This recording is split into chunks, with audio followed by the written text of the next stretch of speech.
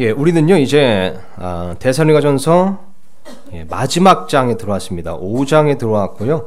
오늘 1절부터 6절 말씀까지 좀 살펴볼 텐데요. 여기도 이제 중요한 재림에 대한 교리가 나옵니다. 제가 이제 누누이 말씀드리지만 이 데살로니가 전서와 데살로니가 후서에 특히 이제 재림 교리 혹은 종말에 관한 교리가 좀 많이 나오는데요. 특히 교회가 환난기를 통과하지 않고 환난 전에 휴거된다는 것을 보여주는 근거 구절들이 굉장히 또 많이 나옵니다. 그래서 제가 이 데살로니가서 강의를 하면서 계속해서 이 부분에 대해서 좀 반복해서 언급을 하고 있는데요. 사실 중요한 교리입니다. 왜냐하면 이 교리는 우리 삶에 직접적인 영향을 주는 교리이기 때문이죠. 그죠? 교회가 환난을 통과하는가 통과하지 않은가 이것에 따라 우리 삶이 달라집니다. 현재의 삶도 달라집니다.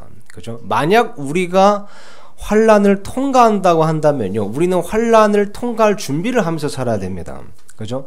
적그리스도를 만날 준비를 하면서 살아야 되고요, 짐승의 표를 만날 준비를 하면서 살아야 됩니다. 근데 우리는 적그리스도를 만날 준비를 하는 것이 아니라 예수 그리스도를 만날 준비를 하면서 사는 거죠. 그래서 이 부분은 우리가 분명히 알 필요가 있습니다. 그래서 특히 이 부분은 성경에서 좀 명확하게 많은 부분에서 좀 다루고 있죠. 반면에 예를 들어 뭐 어린 양의 혼인잔치, 우리가 지난 시간에 한번 살펴봤었죠. 이런 교리, 이 어린 양의 혼인잔치에 관해서는요, 물론 성경 분명히 이 용어를 밝히고 있지만 이것에 대해서 구체적으로 말씀하고 있지는 않습니다. 기록되어 있지는 않습니다. 그러다 보니까 이런저런 이견들이 있어요. 그러니까 다른 해석들이 있는 겁니다. 뭐 예를 들면 어린 양의 혼인잔치가 하늘에서 7년 동안 있을 것이다, 아니면 천년 왕국이 곧 혼인잔치다 라고 말하는 사람들도 있고, 어떤 사람들은 천년 왕국이 끝나고 나면 혼인잔치가 비로소 이제 이루어지는 것이다, 이렇게 이제 다른 그런 이견들이 있는 겁니다.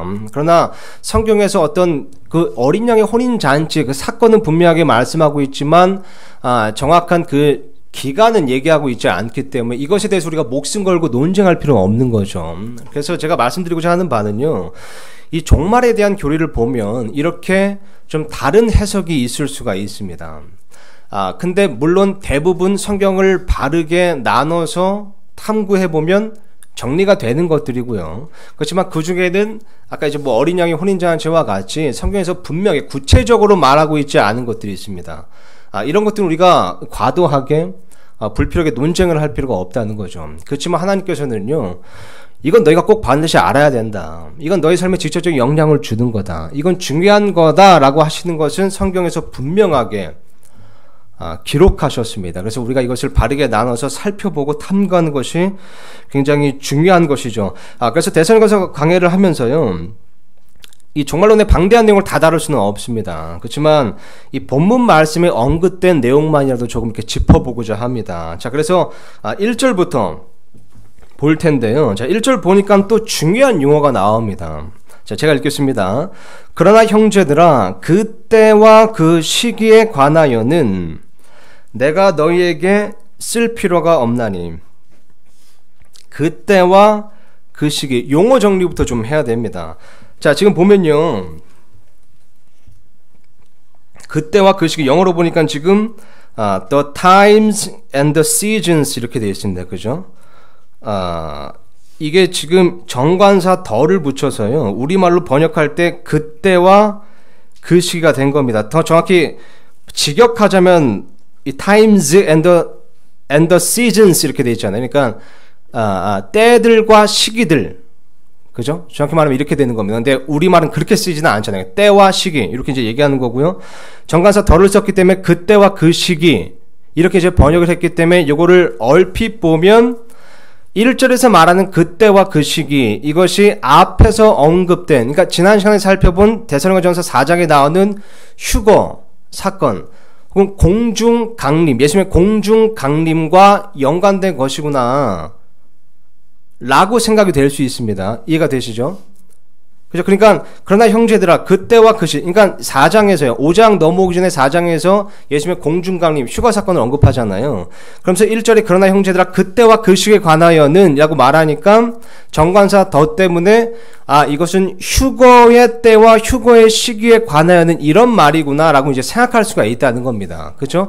그렇지만 여기 나오는 이제 정관사 더는요.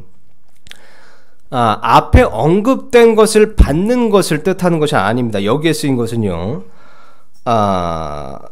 그리고 그때와 그 시기. 이제 한국말 이렇게 번역됐지만 이것은 앞에 있는 것을 받는 것이 아니라 이것은 특정한 때와 특정한 시기를 얘기하는 겁니다. 이것을 어떻게 알 수 있냐면요. 이 정확한 똑같은 용어가 성경의 다른 부분에도 똑같이 나오기 때문입니다. 한번 살펴보겠습니다. 먼저 다니엘서로 가볼 텐데요. 제가 화면에 이건 다 띄워놨습니다. 다니엘서 2장에 보면요, 여러분 이거 유명한 구절이죠. 다니엘서 2장에 보면 유명한 대목이 나옵니다. 그 느부갓네살 왕이 꿈을 꿨죠. 환상을 봤습니다. 어떤 형상의 이 환상을 본 겁니다. 그랬을 때 이제 다니엘이 하나님께 계시를 받아서 그 형상의 환상을 이제 해석을 합니다. 그죠? 그랬을 때 이 금머리, 그 형상의 금머리, 금으로 된 머리는 바빌론 제국을 뜻하는 것, 이제 예표하는 것이고, 또 흉부, 은으로 되어 있는 흉부는 이제 메데페르시아 왕국, 그리고 복부는 노스로 되어 있었죠. 이것은 이제 그리스 제국, 그리고 이제 다리 부분은 쇠로 되어 있었습니다. 그것은 이제 로마 제국을 뜻하는 것이고요. 그리고 이제 발 부분은 이제 진흙과 쇠가 합쳐진 섞여 있는 것으로서 마지막 시대, 마지막 왕국을 뜻하는 것입니다. 그러니까 바빌론 제국, 그 다음에 메데페르시아 왕국, 그 다음에 그리스 제국, 로마 제국, 그리고 이제 마지막 왕국. 그러니까 보면 이 다니엘이, 이 느부갓네살이, 이 꿈을 꾼, 환상을 본 이 형상에 대한 해석은 바로 하나님께서 정하신 때와 시기에 관한 것이었습니다. 맞습니까? 그죠? 이때 당시 바빌론 제국 시대였잖아요. 이 다니엘서 2장이요. 그래서 이때 당시 그리스라는 이름조차도 없었을 때입니다. 근데 이미 하나님께서 다니엘서 2장에서 그리스라는 이름까지 언급하시면서 예언을 하신 거니까 하나님께서 정하신 때와 시기, 그죠? 이것에 대한 환상을 본 겁니다. 그것에 대해서 해석을 하면서요, 다니엘이 이렇게 고백하는 겁니다. 2장 19절에서 21절 보니까요. 그때에 그 은밀한 일이 밤의 환상 속에서 다니엘에게 계시되매, 그죠? 계시가 됐습니다. 그때에 다니엘이 하늘의 하나님을 찬송하니라. 다니엘이 응답하여 이르되 영원 무궁토록 하나님의 이름을 찬송할지니 지혜와 능력이 그분께 속하였도다. 그분께서는 때와 시기를 바꾸시며 왕들을 패하시고 왕들을 세우시며 지혜로운 자에게 지혜를 주시고 명철을 아는 자들에게 지식을 주시는도다. 자, 보니까 그분께서는 때와 시기를 바꾸시면, 여기도 때와 시기가 나오는데 영어로 어떻게 쓰였나 보시기 바랍니다. 20절에 영어도 띄워놨습니다. 보니까요, and he changes the times and the seasons입니다. 그죠? The times and the seasons. 그러니까 오늘 본문 말씀에 나오는 그때와 그 시기와 정확히 똑같은 용어인 겁니다. 그죠? 한 군데 더 보겠습니다. 사도행전 말씀에 보면요, 1장에 이렇게 쓰여 있습니다. 이 사도행전 1장 이런 상황이죠. 지금 예수님께서 승천하시기 직전의 상황인 겁니다. 그러니까 제자들이 와서 예수님께 묻는 겁니다. 여쭙는 겁니다. 1장 6절에서 7절 보니까요. 그러므로 그들이 함께 왔을 때 그분께 여쭈어 이르되 주여 주께서 이때에 그 왕국을 이스라엘에게 다시 회복시켜 주고자 하시나이까 하매, 그 하늘의 왕국, 천년 왕국이 이제 이루어지는 겁니까? 라고 묻는 겁니다. 왜냐하면 이스라엘 사람들은, 유대인들이 이때 당시 이 교회 시대 경륜에 대한 이해가 없었기 때문이죠. 그래서 예수님께서 바로 다시 오셔서 천년 왕국을 세우실 거라고 이제 생각했던 겁니다. 자, 그러니까 예수님께서 말씀하시기를요, 7절에요. 그분께서 그들에게 이르시되 그때나 그 시기는 아버지께서 자신의 권능 안에 두셨으니 너희가 알 바 아니요. 그죠? 그때나 그 시기는, 자, 영어로 보시기 바랍니다. 영어로 보니까요, and he said unto them, it is not for you to know the times or the seasons. 그죠? 정관사 더를 붙여서 times 복수, 그리고 the seasons 복수입니다. 그러니까 이 time과 season이 같이 나오고 복수를 쓰였을 때 이것은 하나님께서 정하신 때와 시기를 얘기하는 것이다 라고 우리가 성경을 통해서 알 수 있는 겁니다. 그죠? 그래서 오늘 본문 말씀으로 돌아서 다시 1절을 보면요. 그러나 형제들아 그때와 그 시기에 관하여는 내가 너에게 쓸 필요가 없나니. 그죠? 자, 이것은 앞에서 말하는 휴거의 사건을 받는 것이 아니라 이것은 하나님께서 정하신 그때와 그 시기, 그 고유명사인 겁니다. 그거를 지금 얘기하는 겁니다. 그러니까 쉽게 이것을 번역하면 이렇게 번역할 수 있는 겁니다. 그러나 형제들아 때와 시기에 관하여는 내가 너에게 쓸 필요가 없나니. 더 정확히 말하면 때들과 시기에 관하여는 내가 너에게 쓸 필요가 없다. 이렇게 지금 사도 바울이 얘기하는 겁니다. 그 하나님께서 정하신 때와 시기, 그거에 대해서는 내가 너에게 쓸 필요가 없다. 지금 이 말을 하는 겁니다. 휴거 사건을 얘기하는 것이 아니라요. 자, 그러면서 다음 구절 보면요. 그때와 그 시기를 좀 더 구체화시킵니다. 자, 2절 보니까요. 또 지금 중요한 단어가 나옵니다. 주의 날이 밤에 도둑같이 이루는 줄을 너희 자신이 완전히 아느니라. 자, 주의 날이라는 용어가 나옵니다. 그죠? 주의 날. 그러니까 지금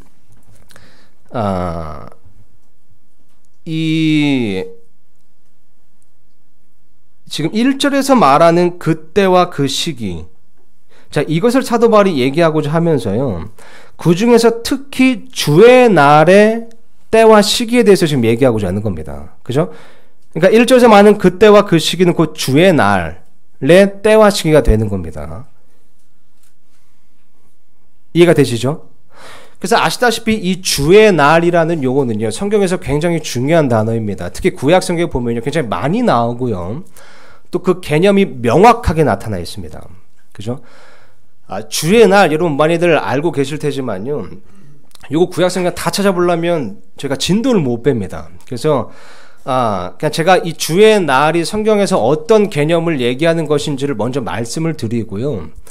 그리고 근거 구절 몇 개만 좀 찾아보겠습니다. 몇 개만 좀 제가 화면에 띄워놨는데요. 화면에 못 띄워놨군요. 제가 몇 구절만 좀 읽어보겠습니다. 자, 성경에서 주의 날이라고 언급되면요, 그 개념이 모두 동일하게 쓰였습니다. 주의 날이라고 언급된 그 문맥을 보면요, 그 주의 날이라는 것은 이런 개념입니다. 성경적으로 봤을 때요, 주의 날은요, 쉽게 말하면 주님께서 직접적으로 이 땅을 심판하시고 통치하는 날인 겁니다. 다시 말씀드리겠습니다. 주의 날이라는 것은요, 주님의 심판과 통치가 직접적으로 이 땅에 나타나는 겁니다. 혹은 주님의 영광과 권능과 위엄이 직접적으로 이 땅에 드러나는 겁니다. 물론 오늘날 지금도요, 여러분 지금도 하나님의 통치와 심판이 임하잖아요. 그죠? 이 땅에서요. 그렇지만 대부분 그것은 인간을 통해서, 인간 역사를 통해서 이루어지는 겁니다. 그분의 통치와 심판은요. 그렇지만 주의 날이 되면요, 주의 날이 되면 예수님께서 직접 통치하시고 직접 심판하시는 날이 온다는 겁니다. 그때와 그 시기가 있다는 겁니다. 자, 그러면 그때와 그 시기가 언제일까요? 우리가 근거 구절 찾아보기 전에 한번 추측해 보자면요, 예수님께서 직접 통치하시고 심판하시는 그때가 언제일까요? 성경적인 타임라인으로 보자면요, 그죠? 천년 왕국이 있겠죠. 그죠? 예수님께서 직접 이 세상에 오셔서 왕국을 세우시고 직접 통치하신 천년 왕국이 주의 날에 포함되는 겁니다. 예수님께서 또한 직접 심판하시는 때는요, 7년 환란기도 포함되는 거죠. 그죠? 7년 환란기 때 요한계시록 보면 예수께서 직접 이적과 기적으로 심판을 하시는 겁니다. 그죠? 그러니까 이 주의 날이라는 것은요, 7년 환란기와 천년 왕국을 포함하는 겁니다. 더 확대해서 말하면 그 이후에 있을 새하늘과 새 땅까지 포함하는 겁니다. 왜냐하면 그때 하나님의 영광과 권능이 직접적으로 드러나잖아요. 그래서 이 땅에서의 주의 날만 보자면 7년 환란기와 천년 왕국, 굳이 횟수로 말하자면 1007년이 되는 겁니다. 이게 주의 날의 때와 시기인 겁니다. 성경에서 말하는 때와 시기인 겁니다. 게다가 이 주의 날 할 때 이 날이라는 단어를 보면요, 지금 영어로 보면 day라고 되어 있습니다. 그죠? The day of the Lord 이렇게 되어 있습니다. day, 날이라는 이 단어를 보면요. 성경에서 이 day라는 단어가 쓰일 때 이것은 24시간 하루를 뜻하기도 했고요. 이것은 또한 밤낮을 얘기할 때 낮을 얘기하기도 했습니다. 또한 어떤 때를 얘기하는 것으로 쓰인 적도 있습니다. 그죠? 근데 창세기 1장에 보면요, 여러분, 하나님께서 밤과 낮을 만드실 때요. 밤과 낮을 만드시고 하루를 정하실 때 이런 대목이 나옵니다. 1장 아마 3절일 겁니다. 이런 대목이 나옵니다. 하나님께서 어둠에서 빛을 나누시니. 그러니까 뭐가 먼저인 거죠? 밤과 낮과 밤을 만들 때, 하루를 정하실 때 어둠에서 빛을 나누시니. 뭐가 먼저입니까? 어둠이 먼저고 그 다음 빛이었던 겁니다. 그래서 다음 구절 보면 뭐라고 나오냐면요. 그 저녁과 아침이 첫째 날이더라. 아침과 저녁이 첫째 날이 아니라 그 저녁과 아침이 첫째 날인 겁니다. 그러니까 원래대로 보자면 하루의 시작은 저녁인 겁니다. 저녁 후에 아침이 오는 거죠. 날이라는 것이 그렇다는 겁니다. 주의 날도 마찬가지죠. 7년 환란기 어둠이 있고 나서 천년하고 빛이 오는 겁니다. 그죠? 저녁 후에 아침이 오는 겁니다. 그죠? 그래서 이 주의 날이라는 것이 7년 환란기와 천년 왕국을 포함하는 그런 예수님의 직접적인 심판과 통치가 이루어지는 그런 때와 시기다라는 것을 우리가 알 수 있는데요. 이 시간 몇 구절만 제가 좀 보여드리겠습니다. 사실 이 주의 날에서 기록된 구약성경 보면요, 이 전체적인 문맥을 봐야 됩니다. 아시다시피요. 그래서 이 시간에 지금 다 살펴보긴 좀 무리가 있는데요. 이게 굉장히 많이 거의 뭐 대언세는 다 나온다고 보시면 됩니다. 뭐 이사야서, 에스겔서, 뭐 스바냐서, 스가랴서, 여러분 아시는 뭐 요엘서, 아모스 이런 데서 굉장히 많이 등장하죠. 제가 화면에 못 띄워놨죠? 없죠? 스가랴서요. 그죠? 제가 이것을요, 여러분 스가랴서 14장, 괜찮으시면 14장 펴주시고요. 제 시간상 이건 좀 빠르게 읽겠습니다. 좀 양해를 부탁드립니다. 14장 1절부터 읽다가 좀 건너뛰면서 읽겠습니다. 이건 나중에 여러분 집에서 한번 읽어보시면 좋을 것 같아요. 스가랴서 14장 1절 보니까 이렇게 쓰여있습니다. 보라, 주의 날이 이르리니. 자, 주의 날, 정확한 그 똑같은 용어가 나오죠. 사람들이 내게서 노력한 물건들을 내 한가운데서 나누리라. 내가 모든 민족들을 모아 예루살렘을 대적하여 전쟁하게 하리니, 그런즉 그 도시가 함락되며 집들이 강탈을 당하고 여인들이 강간을 당하며 그 도시의 반이 포로가 되려니와 백성의 남은 자들은 그 도시에서 끊어지지 아니하리라. 그때에 주께서 나아가사 그 민족들과 싸우시되 전에 전쟁의 날에 싸우신 것 같이 하시리라. 그 날에 그분의 발이 예루살렘 앞 동쪽에 있는 올리브산 위에 설 것이요. 지상재림이죠. 올리브산이 거기에 한가운데서 동쪽과 서쪽으로 갈라짐으로 심히 큰 골짜가 생길 것이며 그 산의 반은 북쪽으로 그 산의 반은 남쪽으로 이동하리라. 또 너희가 그 산들의 골짜기로 도망하리니 이는 그 산들의 골짜기가 아살에서 아사렛까지 이를 것이기 때문이라. 참으로 너희가 도망하되 유다왕 우시아 시대 지지단 앞에서 피하 도망한 것 같이 하리라. 또 주 내 하나님께서 임하실 것이요 모든 성도가 너와 함께 임하리라. 예수님의 지상 강림 사건을 묘사하는 구절입니다. 9절 보니까요. 또 주께서 온 땅을 다스리는 왕이 되시리니 그 날에는 한 주만 계시며 그분의 이름도 하나만 있으리라. 그 온 땅은 변하여 게바에서부터 예루살렘 남쪽 림몬에 이르기까지 평화같이 되리라. 또 그것이 들리고 그것의 처소에 사람이 거주하리니 곧 베냐민 문에서부터 첫째 문이 있는 곳과 모퉁이 문까지 또 하나넬 망대에서부터 왕의 포도즙 틀이 있는 곳까지니라. 사람들이 그 안에 거할 것이요 다시는 완전한 멸망이 있지 아니하겠고 예루살렘에 사람이 안전히 거주하리로다. 자, 스가랴서 1장 보니까 14장 보니까요. 지금 주의 날에 대해서 말씀하고 있는데요. 거기 보니까 두 가지 모습이 포함되어 있는 겁니다. 그죠? 굉장히 어떤 두려운 모습, 그 전쟁과 또 도시가 끊어지는 그런 일들이 있고요. 그러니까 어떤 심판의 묘사가 있는 반면에 또 9절부터는 이제 하나님께서 통치하시는 그런 때와 시기도 지금 얘기하고 있는 겁니다. 그러니까 저녁과 아침이 둘 다 있는 거죠. 그러니까 주의 날이라는 것은 저녁과 아침, 그죠? 어둠과 빛, 7년 환란기와 그 천년 왕국을 포함하는 겁니다. 요엘서 말씀에도 이렇게 쓰여 있습니다. 2장 말씀 보면요. 이것도 지금 빠르게 좀 읽겠습니다. 1절부터 보니까 너희는 시온에서 나팔을 불며 내 거룩한 산에서 경고의 소리를 내어 그 땅의 모든 거주민들이 떨게 하라. 자, 이런 거 나오면 벌써 환란기인 거 알겠죠? 주의 날이 이르느니라. 그 날이 매우 가까우니 곧 어둡고 캄캄한 날이요. 자, 어둠이 먼저 시작됩니다. 그죠? 구름이 끼고 짙은 어둠이 덮인 날이라. 이 날은 아침이 산들 위로 퍼지는 것 같으니 이는 크고 강한 백성으로 인함이라. 이와 같은 것이 지금까지 없었고 그것 이후에도 많은 세대의 여러 횟수에 이르도록 다시는 없으리로다. 불이 그들의 앞에서 삼키고 불꽃이 그들의 뒤에서 태우는도다. 그 땅이 그들이 이르기 전에는 에덴의 동산 같으나 그들이 이른 뒤에는 황폐한 광야 같으니 참으로 아무것도 그들을 피하지 못하리로다. 주의 날이 이르니까요. 이런 황폐함, 그죠? 보니까 어둡고 캄캄한 날, 거주민들이 떨게 하는 날, 구름이 짙고 짙은 어둠이 덮인 날, 자, 이런 환란기 모습이 묘사되어 있습니다. 근데 28절부터 보니까요. 그 뒤에 내가 내 영을 모든 육체 위에 부어주리니 너희의 아들 딸들은 대언하며 너희의 늙은이들은 꿈을 꾸고 너희의 젊은이들은 환상들을 보리라. 또 그 날들에 내가 내 영을 남중과 여종들 위에 부어주며 하늘들과 땅에서 이적들을 보이리니 곧 피와 불과 연기 기둥들이로다. 자, 그러니까 또 이제 밝은 부분도 나오는 겁니다. 그죠? 자, 그래서 이 구약성경에 보면요, 이렇게 주의 날이 언급된 문맥을 보면요, 대부분 그렇게 두 가지가 다 등장한다는 겁니다. 그래서 주의 날이라는 것은 단지 천년왕국이 아니라 또 단지 환란기가 아니라 이 두 가지 다 포함하는 거다라고 우리가 알 수 있습니다. 신약 성경에 나오는 부분 한 가지만 더 볼게요. 한 군데만 더 보겠습니다. 베드로후서 3장인데요. 이것도 제가 미처 못 띄워놨습니다. 베드로후서 3장 3절부터 제가 읽겠습니다.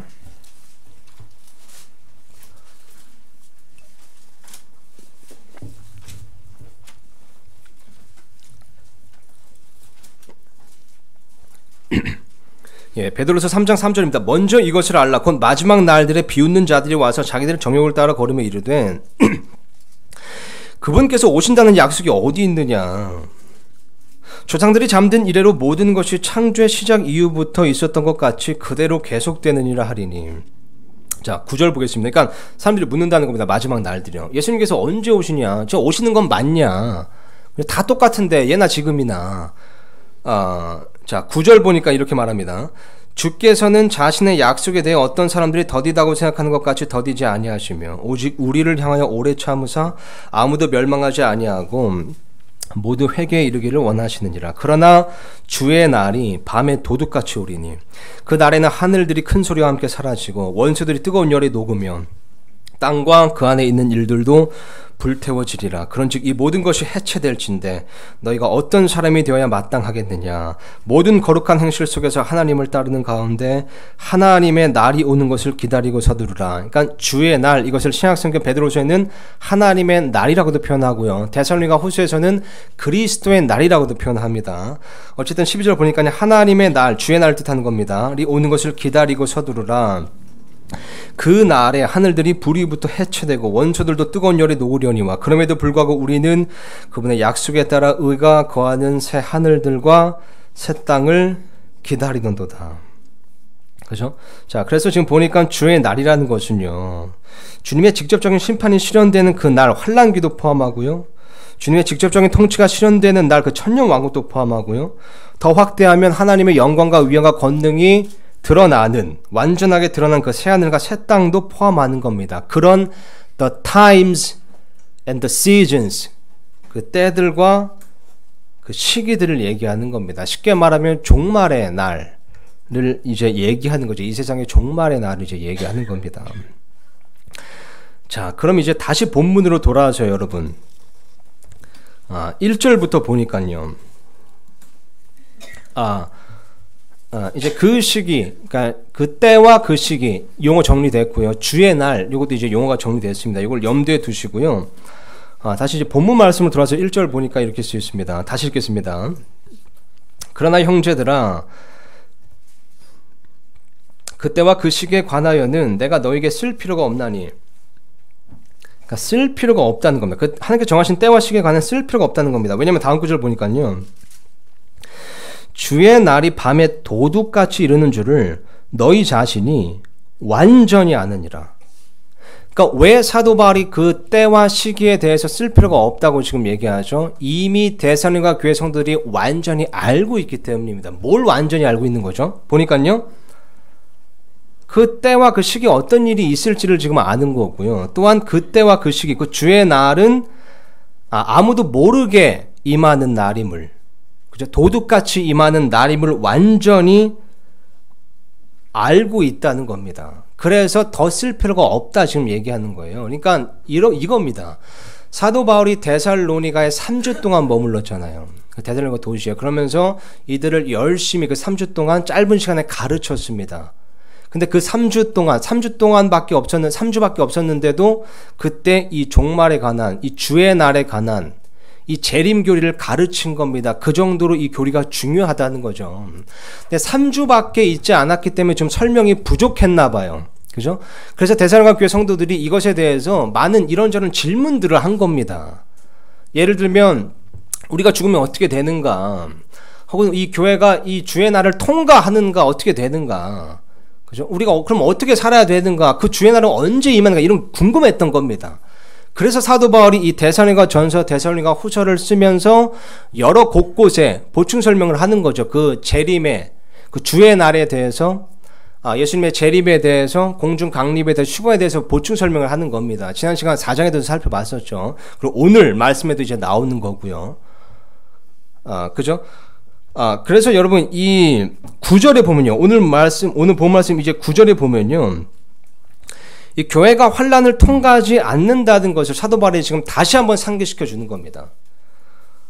몇 번 상기시켜 주는데 또 상기시켜 주는 겁니다. 9절에 보니까 이렇게 쓰여 있습니다. 하나님께서는 우리를 진노에 이르도록 정하지 아니하시고, 그죠? 너무나 명확합니다. 우리 주 예수 그리스도로 말미암아 구원을 얻도록 정하셨느니라. 하나님께서는 우리를 진노에 이르도록 정하지 아니하셨다는 겁니다. 그죠? 이 진노가 뭘 의미하는지는 데살로니가전서 1장 볼 때 다뤘었습니다. 그죠? 다가올 진노, 환난기, 시험의 시간을 의미하는 겁니다. 그죠? 그 진노에 이르도록 정하지 아니하셨다는 겁니다. 그죠? 그리고 우리 주 예수 그리스도 말미암아 구원을 얻도록 정하셨다는 겁니다. 명확한 거죠.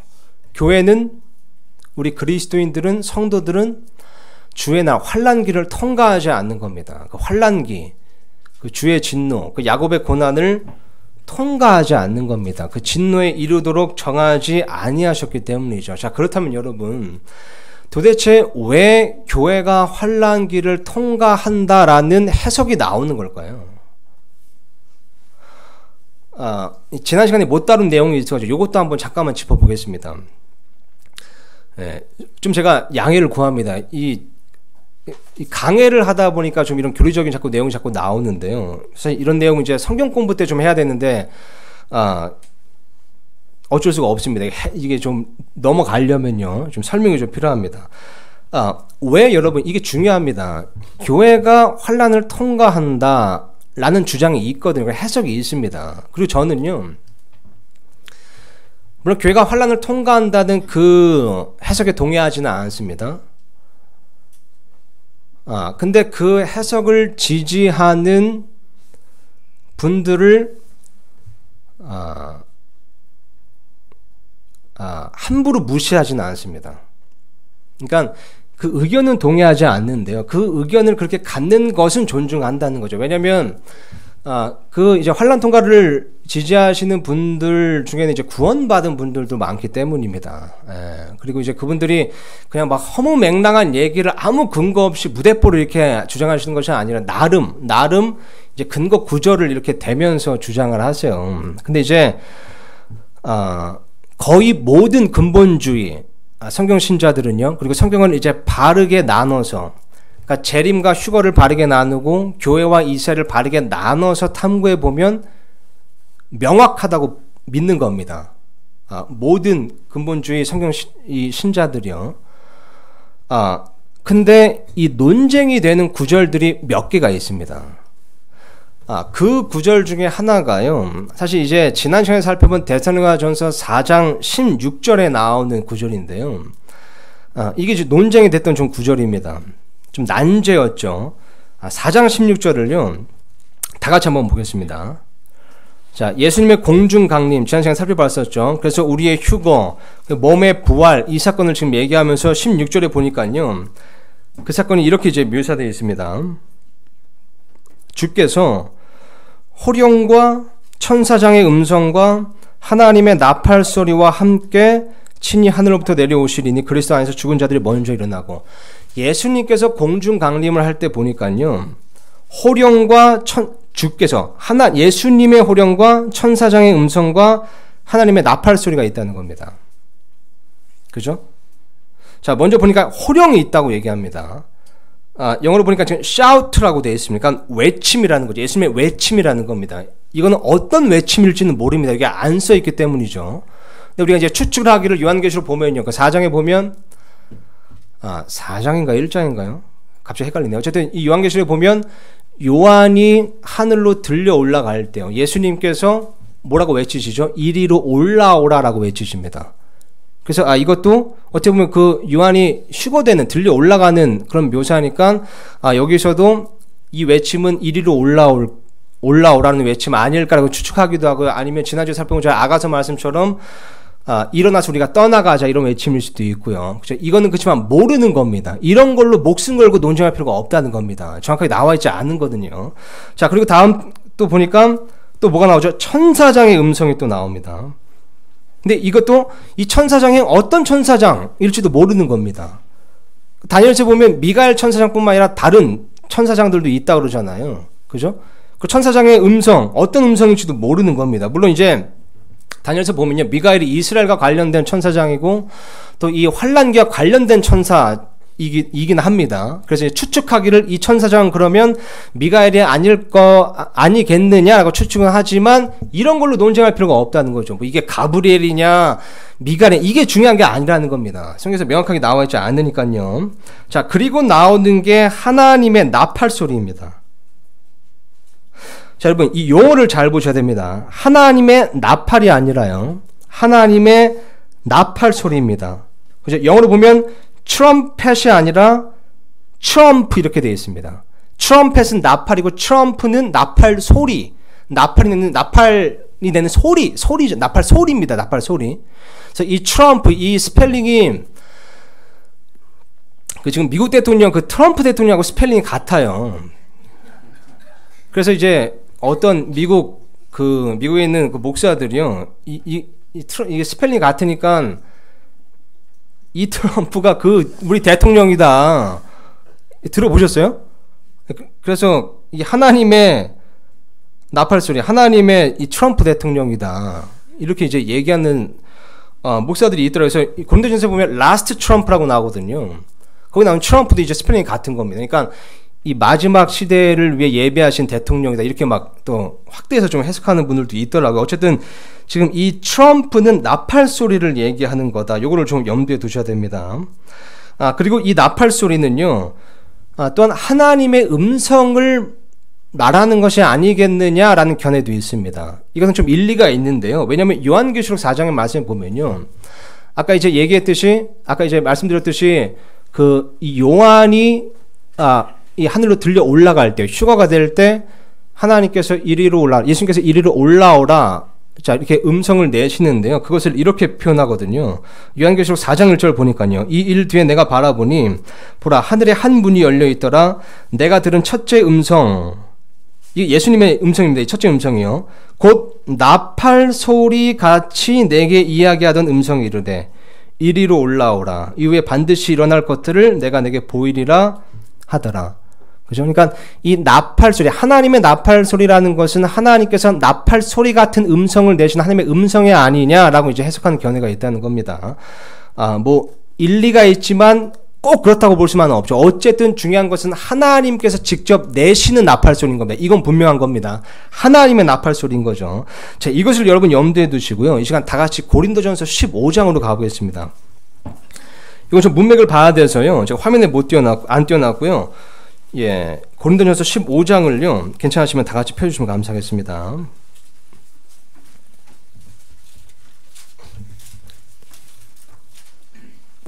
자, 데살로니가 4장 16절, 예수님의 공중 강림에 대한 사건, 휴거의 사건, 이 그리스도인들, 이 성도의 몸의 부활의 사건을 기록하면서 데살로니가전서 4장 16절에는 하나님의 나팔소리 이렇게 나옵니다.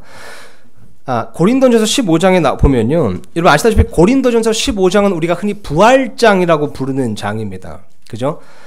이 고린도전서 15장은요, 사도 바울이요, 이 성도들의 몸의 부활과 사망의 패배에 대해서 얘기하는 겁니다. 그러니까 몸이 부활하니까 사망은 저절로 패배당하는 거잖아요. 그러니까 이 고린도전서 15장의 주제는요, 다시 말씀드리겠습니다. 몸의 부활과 사망의 패배가 주제입니다. 그래서 부활장이라고 부르는 거죠. 자, 그렇다면 여러분 지난 시간에 설교를 좀 잘 들으셨으면요, 우리 성도들의 몸이 언제 부활한다고 우리가 나눠봤죠? 언제 우리의 몸이 부활하죠? 그죠? 예수님께서 공중강림하실 때요, 우리가 휴거될 때, 그죠? 예수님 안에서 죽은 자들의 몸이 먼저 부활하고 우리가 휴거돼서 우리 몸이 변화되는 겁니다. 그죠? 자, 그렇다면요, 그러니까 예수님의 공중 강림 때 부활이 일어납니다. 고린도전서 15장은 부활장입니다. 부활이 주제입니다. 그러면 고린도전서 15장에 예수님의 공중 강림 얘기가 반드시 나오겠죠. 그죠? 그 부활은 예수님의 공중 강림 때 이루어지니까요. 그게 15장 51절에 나와 있습니다. 이것은 여러분 이제 종말에 관한 교리에 대해서 이제 공부하신 분은 다 들어보신 내용입니다. 근데 못 들어보신 분들도 있어서 제가 좀 상기시켜 드리는 겁니다. 51절 보니까요, 데살로니가전서 4장 16절과 같은 사건이 기록되어 있습니다. 자, 51절 보니까 제가 이렇게 써 있습니다. 제가 읽겠습니다. 보라, 내가 너에게 한 가지 신비를 보이노니 우리가 다 잠자지 아니하고 마지막 나팔 소리가 날 때에 눈 깜짝할 사이에 순식간에 다 변화되리라. 자, 눈 깜짝할 사이에 순식간에 다 변화되는 거 보니까 예수님의 공중강림 때 맞죠? 우리의 휴거 때 맞습니다. 자, 그런데 보니까 여기에 마지막 나팔 소리라고 나오는 겁니다. 그러니까 이 고린도전서 지금 15장 51절하고요, 데살로니가전서 4장 16절, 이게 같은 사건인지는 아시겠죠? 자, 근데 보니까 데살로니가서 4장 16절은 하나님의 나팔 소리인데, 지금 고린도전서 15장 51절에는 그것을 마지막 나팔 소리라고 얘기하는 겁니다. 여기 나팔 소리도 트럼프예요. 여기서 논쟁이 생긴 겁니다. 여기서요. 그러니까 이제 어떤 사람들이 말하기를, 봐라, 이거 마지막 나팔 소리 아니냐. 그러니까 데살로니가전서에서 하나님의 나팔 소리는 이 고린도전서 15장에 의하면 마지막 나팔 소리 아니냐. 그러니까 이 하나님의 나팔 소리는 마지막에 나야 되는 나팔 소리 아니냐. 그러니까 환란기 끝에 마지막에 울려야 되는 나팔 소리 아니냐. 그러니까 그 마지막 나팔 소리는 환란기 끝에 있는 건데, 그러면 교회가 당연히 환란기를 통과하는 거 아니냐. 이렇게 주장하는 겁니다. 왜냐면요, 이제 아시다시피 요한계시록에 보면요, 이 나팔이 되게 많이 나와요. 환란기 때 나팔을 많이 불어요. 많이 부니까 이게 헷갈리는 겁니다. 그러니까 많이 부니까 이 나팔이 그 나팔 아니야? 그 나팔이 이 나팔이야? 라고 이제 헷갈리는 거예요. 나팔이 많이 나오니까요. 자, 근데 그러면 이제 요한계시록에 어떤 나팔이 나오냐면요, 아시다시피 우선 들어보셨을 겁니다. 7천사의 7나팔이 나옵니다. 그죠? 그러니까 이 환란기 때 되면요, 예수님께서 이제 7천사를 보내십니다. 근데 7천사에는 7나팔이 들려 있습니다. 그래서 이 각 천사가 순서대로요, 자기 나팔을 부는 겁니다. 첫 번째 천사가 나와서 자기 첫 번째 나팔을 불고요. 그 다음에 두 번째 천사가 나와서 두 번째 나팔을 불어요. 그럼 나팔을 불 때마다 심판이 임합니다. 그래서 7나팔 심판이라고 우리가 이제 부르죠. 자, 그런데요, 첫 번째 천사가 첫 번째 나팔, 두 번째 천사가 두 번째 나팔, 이렇게 쭉 불다가 이제 마지막 7번째 나팔을 7번째 천사가 부는 겁니다. 그러면 심판이 임하고요. 그때쯤에 예수님께서 지상 강림을 하십니다. 그러니까 사람들이 헷갈리는 거죠. 그죠? 아니, 보니까 환란기 때 7나팔이 나오고 그 중에 7번째 나팔이 마지막 나팔인데 그 마지막 나팔을 부니까 예수님이 지상 강림하시네. 이게 그 마지막 나팔이라면 교회가 환란기를 통과하는 거네. 이렇게 보는 겁니다. 좀 그럴듯하세요? 근데 이것은 치명적인 오점이 있는데요. 왜냐면요. 7천사의 7나팔은 7천사의 나팔입니다. 그죠? 근데 데살로니가전서에 뭐라고 쓰였습니까? 분명하게 하나님의 나팔 소리입니다. 하나님과 천사가 다르고요. 나팔과 나팔 소리가 다른 겁니다. 그러니까 이건 우리가 제껴둘 수 있는 겁니다. 이 7천사의 7나팔은요. 그죠? 게다가 요한계시록은요. AD 96년경에 좀 쓰여진 책이고요. 그리고 이 고린도전서 15장, 이 고린도전서는 AD 55년경에 쓰여진 책입니다. 그러니까 고린도전서가 요한계시록보다 몇십 년이나 먼저 쓰여진 책인 거예요. 그죠? 근데 사도 바울이 고린도 교회 성도들에게 마지막 나팔 소리라고 했을 때 고린도 교회 성도들이 그거를 요한계시록에 나오는 7나팔과 연상 지을 수 있겠냐는 겁니다. 그때는 요한계시록 말씀이 없었는데요. 그잖아요. 그러니까 이건 제껴두는 겁니다. 그죠? 자, 근데 또 어떤 난해한 이제 또 구절이 나오냐면요. 마태복음 24장에 보면요. 예수님께서 지상 강림을 하실 때요. 자, 이제 환란기 보면요. 7나팔 다 붑니다. 마지막 7번째 나팔까지 다 붑니다. 그리고 나면 예수님께서 지상 강림을 하시는데요. 그때 마태복음 24장에 보면 예수님께서 지상 강림하실 때도 나팔 소리가 있어요. 그때도 트럼프입니다. 자, 그러니까 또 헷갈리는 거예요. 그럼 이게 진짜 마지막 나팔이구나. 마지막 나팔 소리구나. 그죠? 7나팔도 다 끝났는데 마지막 예수께서 지상 강림 하실 때 울리는 나팔 소리라면 이게 마지막 나팔 소리 아닌가. 그렇잖아요, 여러분. 만약에요. 예수님께서 공중 강림하셨을 때 그 하나님의 나팔 소리가 마지막 나팔 소리라면요. 그 뒤에 나팔 소리는 없어야 되잖아요. 근데 휴거 후에도 환란기 때 7번 나팔 소리가 있고요. 또 지상 강림할 때 또 나팔 소리가 있는 겁니다. 이러면 이 공중 강림 때 하나님의 나팔 소리가 어떻게 마지막 나팔 소리가 되냐는 겁니다. 그렇잖아요. 이게 난해한 겁니다. 자, 근데요. 그렇게 따지자면요. 예수님께서 지상 강림할 때 울리는 나팔 소리도 마지막 나팔 소리가 아닙니다. 왜냐면요. 아시다시피 스가랴서에 보면요. 천년 왕국, 예수님의 지상 강림 이후에 천년 왕국이 시작되잖아요. 그 천년 왕국 때 모든 민족들이, 스가랴서에 보면요. 모든 민족들이 1년에 한 번씩 예루살렘에 올라와서 장막절을 지킨다고 쓰여 있습니다. 근데 장막절 때마다 나팔을 불거든요. 그러니까 지상 강림 때 나팔 소리 이후에도 천년 왕국 때 적어도 1000번은 나팔 소리가 있는 겁니다. 그러니까 그렇게 따지자면 지상 강림 나팔 소리도 마지막 나팔 소리가 아닌 거예요. 그러니까 이 마지막 나팔 소리, 고린도전서 15장에 나오는 마지막 나팔 소리라는 것은 이것은 단지 어떤 최종적인 순서를 얘기하는 것은 아니다라는 것을 알 수 있는 겁니다. 그죠? 자, 그렇다면 왜 마지막 나팔 소리인가? 왜 하나님의 나팔 소리가 마지막 나팔 소리인가? 자, 이걸 살펴봐야 됩니다. 이것은요, 고린도전서 15장 말씀 문맥을 보면 분명하게 알 수 있습니다. 자, 15장 볼 텐데요.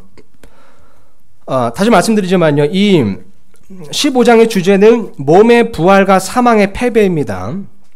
자, 이것을 염두에 두시고요. 자, 15장에 보면 사도 바울이요. 이 마지막이라는 수식어를 사용할 때요. 이걸 나팔 소리에만 사용하는 것이 아니라요. 두 가지 마지막 것을 더 언급합니다. 그게 먼저 26절에 나와 있는데 26절에 보면 이렇게 써 있습니다. 15장 26절 보니까 이렇게 써 있습니다. 멸망받을 마지막 원수는 사망이니라. 그러니까 인간들을 괴롭히는 여러 가지 원수들이 있는데 결국 최종적인 원수는 사망이라는 겁니다. 그죠? 죄의 삭은 사망이고 그 죄값을 치려고 예수님께서 오신 거죠. 마지막 원수 사망. 자, 그리고 또 마지막 것이 나오는데요. 45절이 나옵니다. 자, 45절 보니까 이렇게 쓰여 있습니다. 그러므로 기록된 바 첫 사람 아담은 살아있는 혼이 되었더라 함과 같이 마지막 아담은, 예수님을 뜻하죠. 마지막 아담은 살려주는 영이 되셨느니라. 그러나 영에 속한 것이 첫째가 아니요 본성에 속한 것이 첫째며 그 뒤에 영에 속한 것이니라. 첫째 사람은 땅에서 나와서 땅에 속하거니와 둘째 사람은 하늘로부터 나신 주니라. 그러니까 지금 이 마지막 첫째, 둘째 나오는데 이 마지막은 진짜 그 마지막 순서에 있을 아담을 얘기하는 것이 아니고요. 또 이 둘째 사람은 이 두 번째 태어난 사람을 얘기하는 것도 아니라는 겁니다. 지금 첫째 사람과 둘째 사람이 대비되는 거고요. 처음 아담과 마지막 아담이 서로 대비된다는 걸 지금 표현하는 겁니다. 그럼 처음 아담과 마지막 아담이 여러분 어떻게 서로 대비가 되죠? 로마서 말씀을 보면 이렇게 쓰여 있습니다. 여러분, 로마서 말씀을 보면 첫 사람, 처음 아담에 의해서, 처음 아담을 통해서 뭐가 들어왔다고 말씀하죠? 죄가 들어왔고 그 죄로 말미암아 사망이 들어왔느냐. 한 사람으로 말미암아 죄가 들어오고 죄로 말미암아 사망이 들어왔느니라. 자, 보세요. 처음 아담을 통해서는요, 사망이 들어왔습니다. 자, 근데 마지막 아담으로 말미암아서는 뭐가 실현됐죠? 부활이 실현된 겁니다. 예수님께서 부활의 첫 열매가 되셨잖아요. 그죠? 다시 말씀드리겠습니다. 처음 아담을 통해서는 사망이 들어왔고요. 마지막 아담을 통해서는 부활이 실현됐습니다. 그죠? 자, 이것을 염두에 두시고요. 자, 이것을 문맥에 따라서 그대로 적용해서 이 나팔 소리, 마지막 나팔 소리에 대비해 보자면요. 자, 여기 보니까요. 이 오늘 말씀 보니까요. 마지막 나팔 소리를 통해 뭐가 실현되죠?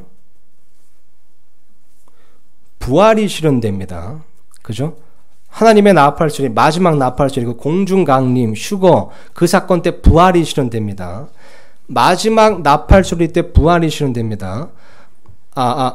마치 마지막 아담을 통해 부활이 실현된 것처럼 마지막 나팔 소리를 통해 부활이 실현되는 겁니다. 자, 그러면요. 처음 나팔을 통해서는 뭐가 들어올까요?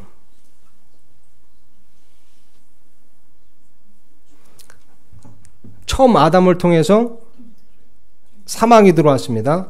마지막 아담을 통해서 부활이 실현됐습니다. 마지막 나팔 소리를 통해서 부활이 실현됐습니다. 그럼 처음 나팔 소리를 통해서는요, 사망이 시작되는 겁니다. 사망이 들어오는 겁니다. 그죠? 그럼 그 처음 나팔 소리는 언제, 어디서 울렸는가? 아시다시피 출애굽기에 보면요, 시내산에서 울렸습니다. 하나님께서요, 출애굽기에 보면요, 시내산에 직접 나타나실 때요, 그때 나팔 소리가 울렸다고 쓰여 있습니다.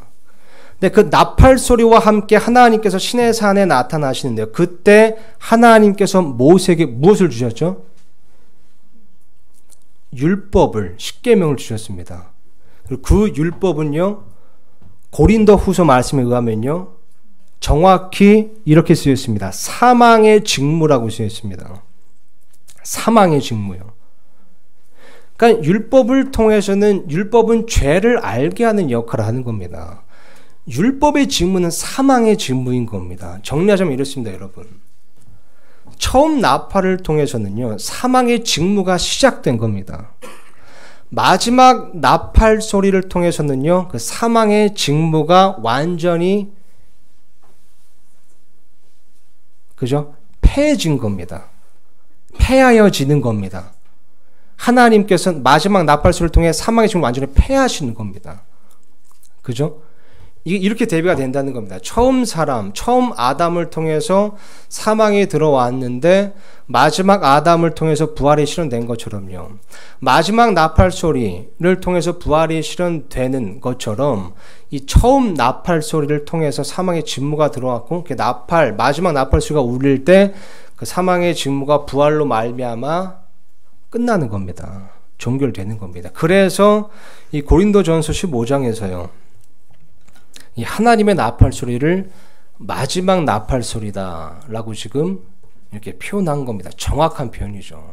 왜냐하면 이 문맥에 따라서 이것은 단지 어떤 최종적인 순서를 얘기하는 것이 아니라 처음 아담, 마지막 원수, 처음 나팔 소리, 마지막 나팔 소리, 이것을 대비하고자 했던 겁니다. 그죠? 그래서 이것은 더 이상 난제가 아니다라고 우리가 밝히 볼 수 있고요. 이런 견해도 있습니다. 이 마지막 나팔 소리에 대해서 이런 견해도 있는데 이거 그냥 참고만 해주시면 좋을 것 같습니다. 그리고 시간이 굉장히 빨리 가네요. 빨리 하겠습니다. 지금 한 3페이지가 더 남았는데요. 빨리 하겠습니다. 이런 견해도, 마지막 나팔 소리, 이런 견해도 있습니다. 여러분, 이스라엘의 7명절 잘 아시죠? 제가 이건 화면에 띄워놨습니다. 이 이스라엘의 7명절 보면요, 이 예수님의 구원의 역사를 예표하고 있거든요. 화면 보여주세요. 그 7명절이요. 잘 안 보이실 텐데요. 여러분, 보이시는 이 6월절, 무교절, 초실절, 이 초실절, 6월절, 무교절, 초실절, 이것은 이제 예수님의 초림에 관련된 겁니다. 그죠? 그래서 6월절 예수님의 죽으심, 6월절 어린 양으로 죽으셨습니다. 무교절, 죄의 누룩을 제거하셨고요.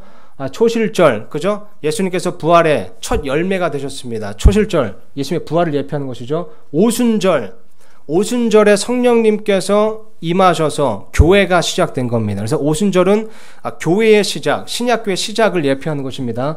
그리고 이제 나팔절, 속죄일, 그리고 이제 장막절 이렇게 나오는데요. 이것은 이제 후에 있을 일들 예표하는 겁니다. 그래서 나팔절은 우리가 흔히 말하기를 이것은 휴거 사건을 예표한다. 그러니까 나팔절은요, 새로운 시작을 알리는 명절입니다. 그래서 이것은 이 심판의 날을 알리는, 그래서 이제 성도들의 나팔이 울렸을 때 성도들이 휴거가 되는, 이제 그거를 휴거를 예표하는 게 나팔절이고요.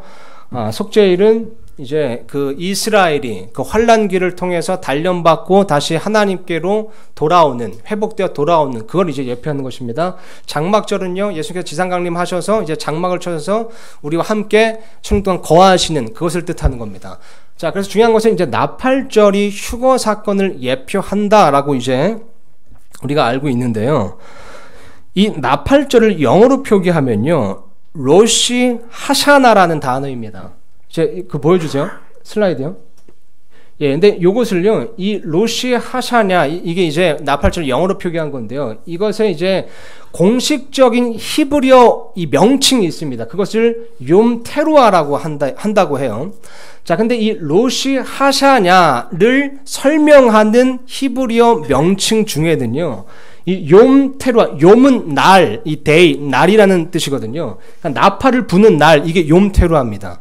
근데 이 나팔절, 로시 하샤냐를 설명하는 히브리어 명칭 중에는요, 이 욤 테루아뿐만 아니라 다른 용어들도 있습니다. 제가 화면에 띄워놨는데요. 자, 보시면요. 보니까 욤 하딘이라는 용어가 있습니다. 이것은 심판의 날, 책이 펼쳐지는 날, 문이 열린다, 이것을 뜻하고요. 그래서 이제 하늘의 문이 열리고 하늘의 심판이 시작됨을 알리는 나팔 소리라는 뜻입니다.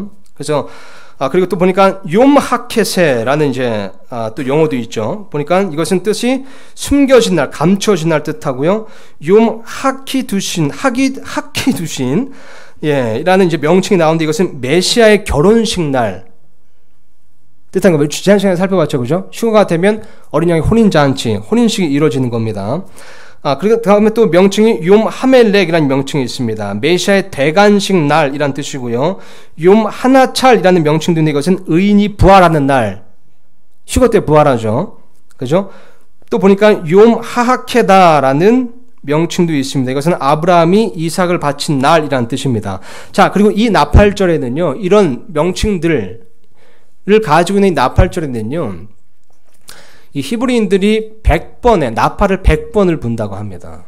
근데 이 100번을요, 4가지 다른 소리를 이제 순서대로 구성되어 있는 이제 100번의 나팔을 부는 건데요. 그 4가지 소리가 이렇습니다. 4가지 소리가 다 뜻이 달라요. 이제 화면에 띄워놨는데요. 처음에 이제 테키아라는 이제 소리가 있습니다. 이것은 힘차게 한 번 부는 나팔 소리인데요. 이것은 왕의 대관식을 알리는 소리입니다. 그리고 쉐바림이라는 이제 또 나팔 소리가 있습니다. 이것은 짧게 3번 소리를 내는 겁니다. 이것은 회개할 것을 요청하는 나팔 소리를 의미하고요. 또 테루아라는 이제 나팔 소리가 있는데 이것은 스타카토로 짧게 9번을 부는 나팔 소리인 겁니다. 영적인 각성을 요청하는 나팔 소리를 의미하는 겁니다.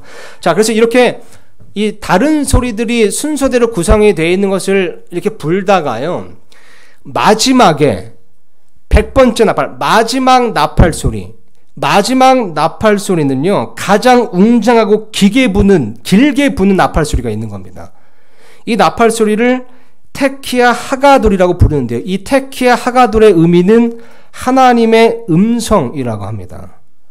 하나님의 음성. 마지막 나팔 소리, 하나님의 나팔 소리, 그것은 곧 하나님의 음성이라고도 볼 수가 있죠. 하나님께서 내시는 그런 나팔 소리인 겁니다.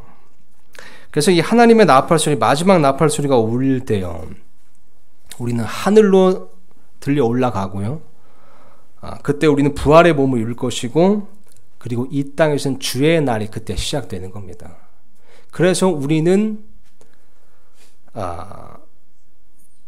그저 진노에 이르도록 정해진 자들이 아니라요, 구원에 이르도록 정해진 자들이다. 이것을 우리가 분명히 알 수 있는 겁니다. 이거 어떡하죠? 시간이 예. 오늘 다 하지 못할 것 같고요. 제가 2분 안에 끝내겠습니다. 2분 안에요. 여러분 본문 말씀 다시 돌아가셔서요. 예, 죄송합니다. 예, 본문 말씀으로 돌아가셔서요. 제가 1절부터 다시 한번 읽겠습니다. 예, 이거 좀 다소 구체적인 내용은 다음 주에 좀 보충할게요. 어쨌든 제가 몇 구절 6절까지 읽고 좀 마무리하겠습니다. 그러나 형제들아, 그때와 그 시기에 관하여는 내가 너에게 쓸 필요가 없나니 주의 날이 밤에 도둑같이 이르는 줄을 너희 자신이 완전히 아니라. 그러니까 주의 날이 이르는 시각은 아무도 모른다는 거죠. 그들이 평안하다 안전하다 하고 말할 그때에 아이벤 여자에게 해산의 고통이 임하는 것 같이 갑작스러운 파멸이 그들에게 임하나니 그들이 피하지 못하리라. 그러나 형제들아, 너희는 어둠 속에 있지 아니한즉 그날이 도둑같이 너희를 덮치지 못하리라. 너희는 다 빛의 자녀여 낮의 자녀니라. 우리는 밤이나 어둠에 속하지 아니하니 그러므로 우리는 다른 사람들처럼 잠자지 말고 오직 깨어 정신을 차리자. 잠자는 자들, 여기까지죠. 예, 오직 깨어 정신을 차리자. 자, 보니까요, 이 주의 날이라는 것은요, 우리가 언제 그것이 임할지는 알 수가 없는 겁니다. 그러니까 우리가 예수님께서 언제 다시 오실지, 언제 우리를 데리러 오실지 우리가 알 수가 없는 겁니다. 그 날을 우리가 알 수 없다고 해서요, 그것이 우리가 아무것도 할 필요가 없다라는 것을 의미하는 것은 아닙니다. 그죠? 오히려 그 날이 언제인지 모르기 때문에 우리는 더 긴장해서 살아야 되는 거죠. 더욱더 깨어서, 정신을 차려 깨어서 살아야 되는 겁니다.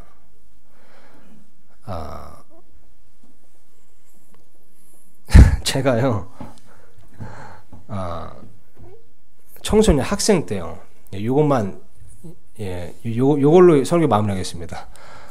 제가 학생 때요, 게임을 되게 좋아했었거든요. 게임을 진짜 좋아해서 엄마가 외출만 하시면 제가 컴퓨터를 켜서 게임을 했습니다. 공부할 것이 있고 숙제할 것이 있었는데도요, 엄마만 이제 나가면 컴퓨터를 트는 겁니다. 근데 엄마가 언제 올지 알면 그때는 마음이 평안해요. 엄마가 나갈 때 나 6시까지 올 거야 라고 하면 평안하거든요. 5시까지 줄기차게 하다가 5분 전에 끄면 되잖아요. 근데 이제 가장 불안할 때가 나갔는데 언제 올지 모르는 겁니다. 예를 들어 뭐 시장을 나가셨다든가 뭐 누굴 만나러 가셨는데 언제 올지를 모른다고 하고 이제 가시는 거예요. 그러면 이제 불안한 겁니다. 예를 들어 컴퓨터 게임은 해야 되잖아요. 근데 이제 원래 그런 상황이면 공부를 하고 있을 때 이제 언제 올지 모르니까요. 근데 그런데도 이제 컴퓨터 게임을 하는 겁니다. 근데 그럴 땐 보통 컴퓨터 게임을 하면서 이 발가락을요, 컴퓨터 전원에 이렇게 대고 있는 겁니다. 뭔지 아시죠? 그래서 이제 현관 소리, 그러니까 현관에 문 여는 소리가 나면 바로 눌러서 끌 수 있게, 그래서 책 보고 있는 것처럼 이렇게 할 수 있게 그러고 있는 겁니다. 그래서 그럴 때 언제 올지 모를 때는 이 발가락을 딱 컴퓨터 전원에 이렇게 딱 대고 열심히 하는 거죠. 근데 귀는 항상 열려 있습니다. 엘리베이터 소리에 그리고 그 현관문 소리, 발자국 소리 항상 이렇게 열려 있는 겁니다. 그러면서 이렇게 눈치를 보는 거죠. 그죠? 그러면서 이제 간절히 바라는 겁니다. 제발 지금 오면 안 되는데 이 판만 깨고 오셔야 되는데. 그러면서 이제 거의 올 시간이 이렇게 짐작하는 시간이 이렇게 다가와도 내가 요 판만 끝내고 내 숙제하자. 내 이것만 끝내고 컴퓨터 끄자. 귀는 열려 있는 겁니다. 눈치 보면서 계속해서 하고 싶은 걸 하는 거죠. 해야 될 걸 미루면서요. 이것만 끝내고 어쩌면 우리의 모습도 때로는 이런 것 같습니다. 우리가 귀는 열려 있어요. 이 세상의 정세, 세상이 어떻게 돌아가는지 귀는 활짝 열려 있습니다. 이 재림의 징조 얘기하면 굉장히 관심이 많습니다. 그죠? 근데 관심만 있고 귀는 열려 있는데 눈치만 보는 겁니다. 눈치만 보면서 제가 하고 싶은 걸 계속 하는 거죠. 그러면서 바라길 지금 오시면 안 되는데 제가 내가 이것만 끝내고 아직 오시면 안 되는데 예수님께서 언제 오시긴 오실 거지만 이것만 끝내고 그때 신앙생활 열심히 하면 돼. 근데 이것만 끝내면 그때부터 준비하지 뭐. 근데 고등학교만 졸업하면, 대학교만 졸업하면, 취직만 하면, 승진만 하면, 내 집 장만만 하면, 그러면서 계속해서 미루는 겁니다. 하나님 섬기는 거 좀만 더 있다가 이것만 끝내고, 성경 완독하는 거 좀만 더 있다. 이것만 끝내고, 누구에게 복음을 전하는 거 이것만 끝내고. 여러분, 예수님께서 이렇게 말씀하셨습니다. 이 구절만 읽고 제가 마치겠습니다. 마태복음 말씀 보니까요, 24장에 이렇게 쓰여 있습니다. 그러나 그 날과 그 시각은 결코 아무도 알지 못하나니 하늘의 천사들도 알지 못하고 오직 내 아버지만 아시느니라. 오직 노아의 날들과 같이 사람의 아들이 오는 것도 그러하리라. 홍수 이전 시대에 노아가 방주로 들어간 날까지 그들이 먹고 마시고 장가가고 시집가고 하면서 홍수가 나서 그들을 다 쓸어버릴 때까지 알지 못하였나니 사람의 아들이 오는 것도 그러하리라. 그러므로 깨어있으라. 42절 보니까요. 그러므로 깨어있으라. 어느 시각에 너희 주가 올지 너희가 알지 못하느니라. 그러나 이것을 알라. 만일 집 주인이 도둑이 어느 경점에 올 줄 알았더라면 깨어있어 자기 집이 뚫리지 않게 하였으리라. 그러므로 너희도 준비하고 있으라. 너희가 생각하지 않은 시각에 사람의 아들이 오느니라. 그런즉 자기 주인으로부터 그의 집안 사람들을 넘겨받아 다스리며 제때에 그들에게 양식을 나눠줄 신실하고 지혜로운 종이 누구냐. 그의 주인이 올 때에 그가 그렇게 하고 있는 것을 보면 그 종이 복이 있도다. 진실로 내가 너에게 이르노니 주인이 그를 자기의 모든 재산을 맡을 치리자로 삼으리라. 마가복음 말씀에도 이렇게 쓰여 있습니다. 13장 34절 보니까요. 너희는 주의하라. 깨어 기도하라. 그때가 언제인지 너희가 알지 못하느니라. 사람의 아들은 마치 자기 집을 떠나 멀리 여행을 할 때에 자기 종들에게 권위를 주어 각 사람에게 일을 맡기고 문지기에게 깨어 있으라고 명령하는 어떤 사람과 같으니 그러므로 너희는 깨어 있으라. 집 주인이 어느 때에 올지 저물 때일지 한밤중일지 다굴 때일지 아침녘일지 너희가 알지 못하느니라. 그가 갑자기 와서 너희가 자는 것을 보지 않도록 하라. 깨어 있으라. 내가 너희에게 말하는 것은 모든 사람에게 말하는 것이니라 하시니라. 예수님께서는 여러분 언제든지 오실 수 있으십니다. 근데 중요한 것은요, 여러분, 예수님께서 다시 오실 때요, 여러분은 무엇을 하는 모습을 그분께 보여드리고 싶으시냐는 겁니다. 예수님께서 다시 오실 때 여러분께서 뭘 하고 계시는 것을 그분께서 보게 되실 거냐 말입니다. 어떤 모습을 보여드리고 싶으세요? 예수님께서 다시 오셨을 때요. 내가 뭘 하는 모습을 보여드리고 싶으세요? 그걸 지금 하셔야 됩니다. 지금부터 하셔야 됩니다. 지금부터 준비하셔야 됩니다. 그러면 그날이 점점 다가오고 있기 때문입니다. 기도하고 마치겠습니다. 피아노 연주 드릴 때요.